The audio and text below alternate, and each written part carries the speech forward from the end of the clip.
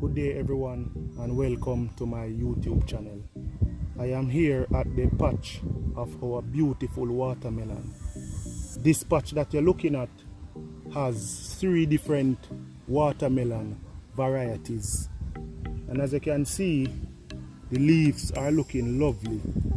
But first I must tell you that when I just planted these seeds, I noticed that they took roughly 10 days to germinate. But before I talk about anything else, I just want to mention a little about how I dealt with the soil. So what I did, I plowed up the native soil. So the soil that was present, I used a fork and I loosened it up a bit. And I also made a circular mound of about 1 meter in diameter. Then I sipped some sand that I had in the yard, and I also took some compost that came from a chicken coop, and that particular bedding was mainly sand. Why I used so much sand was because I did some readings and I learned that sandy soil is what melon loves. So I get that much sand in this particular location. When I finally saw that the first set of seeds germinated, I then began to feed those seedlings with a thing called Epsom salt. I also read that the Epsom salt is made up of magnesium and sulfur, and both elements, when they are dissolved in water, they also help the roots of plants, not just watermelon but all plants, to develop well.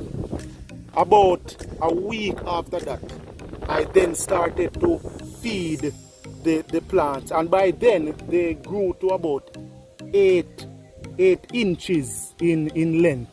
I started to feed it with compost tea, and the compost tea, from what I have learned, contain basically nitrogen, and you know that nitrogen helps with the greenness of the leaf.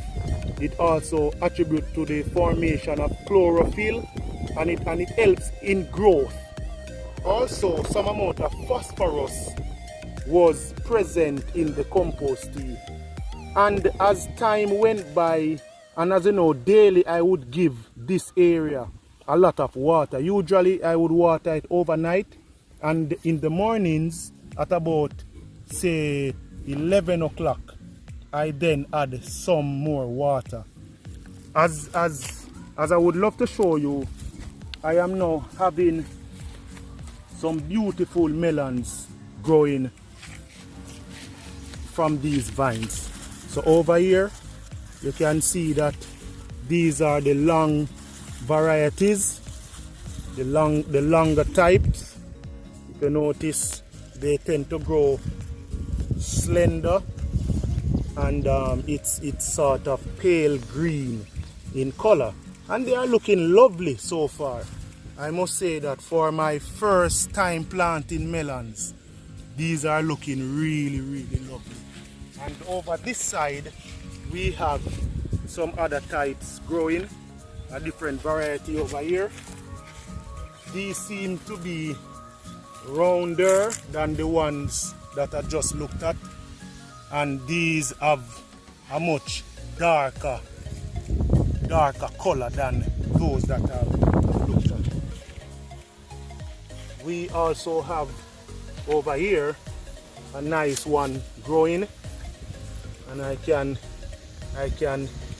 actually imagine me just eating this rich fruit.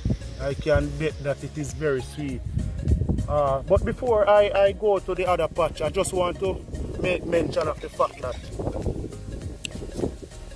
this vine that has this beautiful melon, what I did was to remove the tip, the growing tip.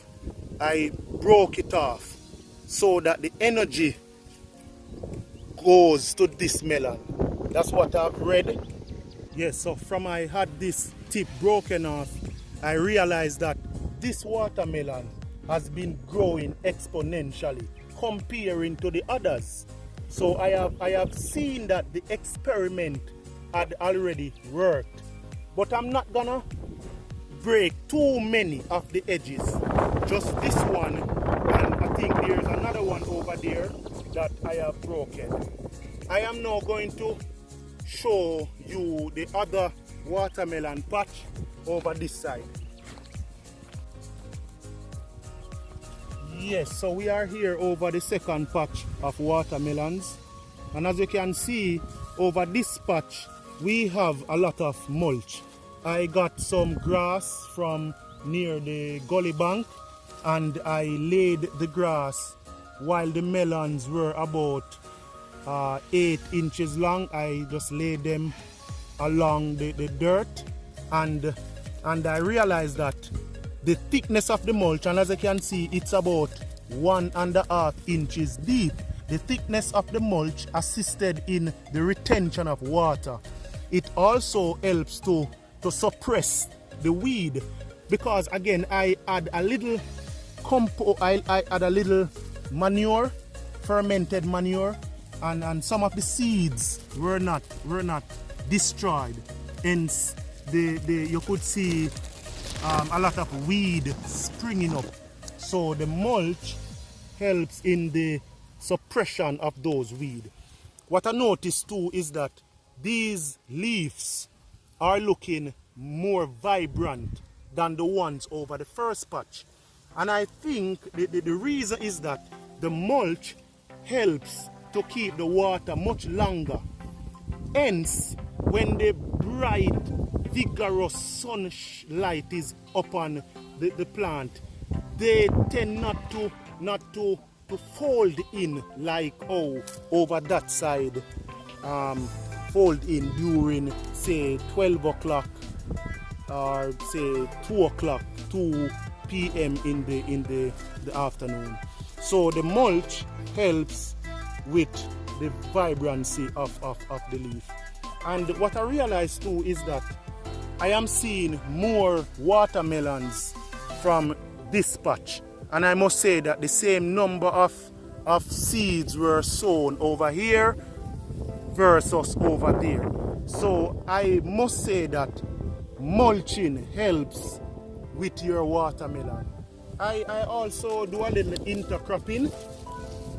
Since there were some space that were available, I incorporated a few pineapples. And as you can see, they are growing really lovely.